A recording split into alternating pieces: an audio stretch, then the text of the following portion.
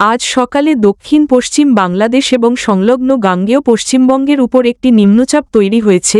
এটি ধীরে ধীরে পশ্চিম উত্তর পশ্চিম দিকে অগ্রসর হতে পারে এবং আগামী 24 ঘণ্টার মধ্যে গাঙ্গেয় পশ্চিমবঙ্গ ও তার আশেপাশের অঞ্চলে আরও সুস্পষ্ট হতে পারে। এছাড়াও দক্ষিণ পশ্চিম মৌসুমি বায়ু আজ 2025 সালের 17 জুন সমগ্র পশ্চিমবঙ্গে প্রবেশ করেছে।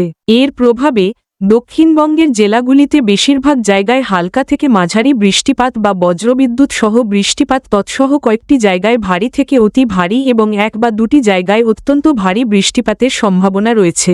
আগামী 7 দিনের জন্য বিস্তারিত সতর্কবার্তা নিম্নরূপ।